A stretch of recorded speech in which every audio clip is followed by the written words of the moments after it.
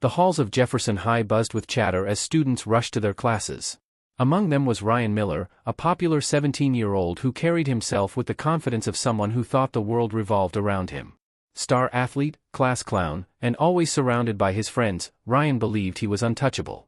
That morning, as he leaned against his locker laughing with his friends, his eyes caught sight of Mr. Dawson, the school's janitor.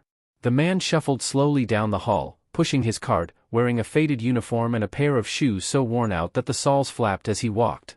"Check this out," Ryan whispered to his buddies, pointing. "Those shoes look older than the school itself." His friends burst into laughter. As Mr. Dawson bent down to pick up a scrap of paper, Ryan called out loudly, "Careful, old man. Those shoes might just give up on you before you do." The hall went quiet for a moment, students looking between the janitor and Ryan. Some chuckled nervously, while others turned away, uncomfortable. Mr. Dawson straightened up slowly. His weathered face showed no anger, only calm dignity.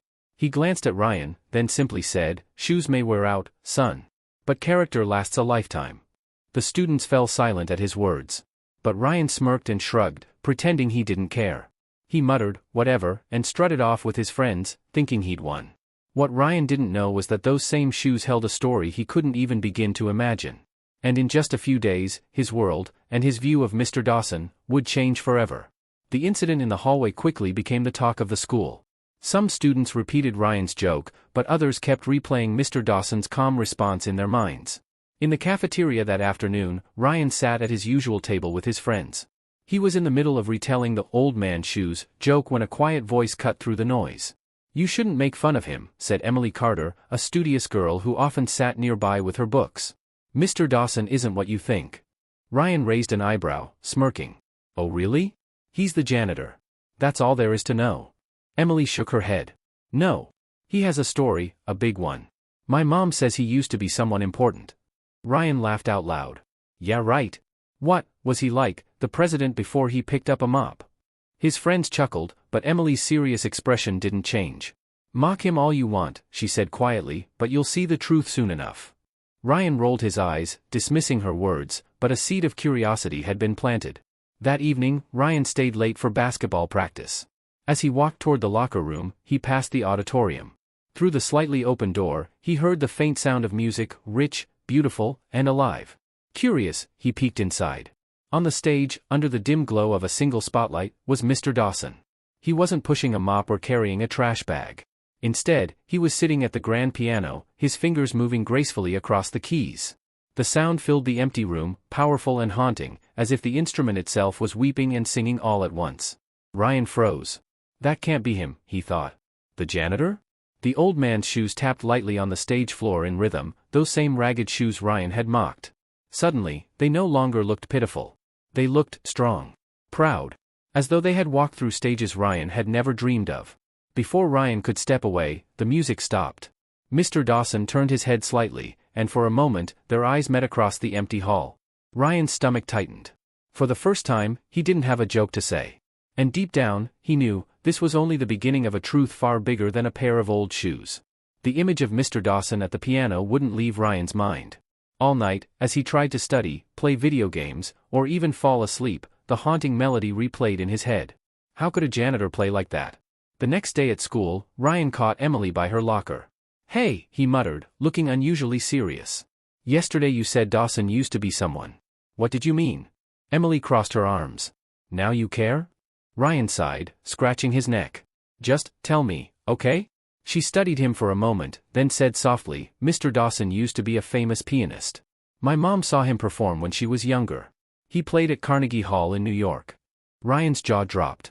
"Wait, the Carnegie Hall? That's like, legendary." Emily nodded. "He was a rising star. People said he was going to be one of the greatest musicians of his generation. But then," she hesitated. "Something happened. A tragedy. He disappeared from the spotlight." Ryan's mind spun. How could the same man pushing a mop in their school hallways have once been celebrated on the grandest stage in the world? That afternoon, instead of hanging with his friends, Ryan slipped into the library. He typed, "Nathan Dawson pianist," into the computer. Dozens of results popped up, old newspaper articles, faded concert posters, glowing reviews. One headline read, "Young virtuoso Nathan Dawson mesmerizes New York audience." Another, "Tragedy strikes pianist Nathan Dawson after family accident." Ryan leaned closer, reading every word. Years ago, Dawson's wife and young daughter had died in a car crash while he was on tour. Overcome with grief, he vanished from the music world. Ryan's throat tightened. No wonder he works quietly, keeping to himself. He's carrying so much pain. That evening, Ryan stayed behind after practice again, drawn to the auditorium like a moth to light. Sure enough, Mr. Dawson was there, lost in his music. This time Ryan didn't hide. He walked slowly down the aisle, sat in a seat, and just listened. When the final note faded, Mr. Dawson finally looked up. "You're curious now, aren't you?" he said, his voice gentle but knowing. Ryan swallowed hard, nodding. I read about you. You used to be incredible. You still are." The old man smiled faintly. "Used to be? Son, the music never leaves you. Even when the world does." For the first time in his life, Ryan felt small, not because he was being mocked, but because he realized how little he truly understood about life, loss, and greatness. And deep down, he knew this was only the beginning of Dawson's story. The weekend arrived, and the whole town buzzed with excitement. The annual Community Arts Festival was happening at the town civic center, a place where musicians, painters, and performers showcased their talents. Ryan usually avoided events like this, preferring basketball games or hanging out with friends. But after everything he'd learned about Mr. Dawson, he couldn't resist. He convinced Emily to come along, and together they squeezed into the crowded auditorium. The stage lights glowed, the seats filled, and the announcer stepped forward. "Ladies and gentlemen, tonight we have a special guest performer. A man who once graced some of the greatest stages in the world. Please welcome Nathan Dawson." The audience erupted into applause. Ryan's jaw dropped. No way. Out from behind the curtains came Mr. Dawson. But this time, he wasn't wearing his faded janitor's uniform. Instead, he wore a simple black suit, clean and pressed. His shoes were still old and worn, but now they seemed to shine under the lights, symbols of resilience, not shame. The murmurs rippled through the crowd. Many didn't even know their humble school janitor was once a world-class pianist. Parents leaned toward their children, whispering in awe. Mr. Dawson sat at the grand piano. For a moment, silence hung heavy in the room. Then his fingers touched the keys. What followed was pure magic. The notes poured out like liquid gold, weaving a story of love, loss, hope, and healing. The melody rose and fell, delicate yet powerful, each chord striking the hearts of everyone listening. Some closed their eyes, letting the music carry them away. Others wiped tears from their cheeks, moved by emotions they couldn't explain. Ryan sat frozen, goosebumps crawling up his arms. He had never experienced anything like it. The man he once mocked for his shoes now stood taller in Ryan's eyes than any athlete, celebrity, or so-called hero. When the final note echoed into silence, the audience jumped to their feet in a thunderous standing ovation. Mr. Dawson rose slowly, bowed, and gave a humble smile. His eyes scanned the crowd, and for just a second, they landed on Ryan. Ryan's chest tightened.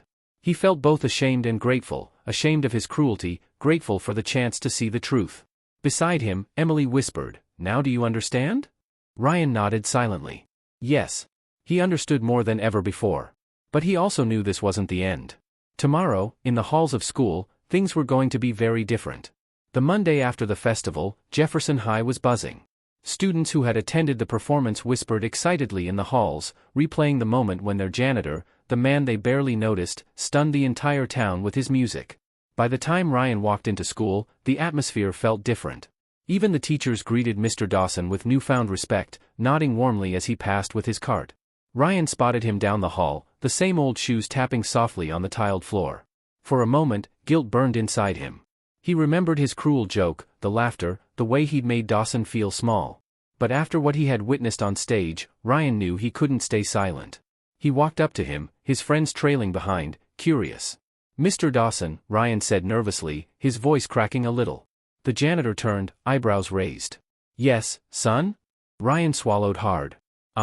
I owe you an apology. For what I said. About your shoes, and for thinking you were less than what you are." The hallway fell silent. Students paused, listening. Ryan had never apologized publicly to anyone before. Mr. Dawson studied him for a moment, then smiled softly. "Apology accepted. But remember, son, what makes a man isn't what he wears on his feet, but the path he chooses to walk." Ryan nodded, relief flooding him. "I understand now. And, thank you. For showing me." From that day on, things changed. Students began treating Mr. Dawson with more kindness and respect. They didn't just see a janitor anymore, they saw a man who had lived, lost, and carried greatness in his heart. Ryan, especially, carried the lesson deeply. He no longer mocked others for their appearances. Instead, he looked closer, listened more, and treated everyone with the dignity they deserved. Years later, as Ryan stood on stage at his own college graduation, he spotted Mr. Dawson in the audience. The old man still wore those same shoes, but to Ryan, they weren't old or shabby anymore. They were a symbol. A reminder that greatness doesn't always shine from the outside, it lives quietly within, waiting for the right moment to be revealed. And he would never forget the day he learned that lesson, from a janitor, a pianist, and a man whose music had forever changed his heart.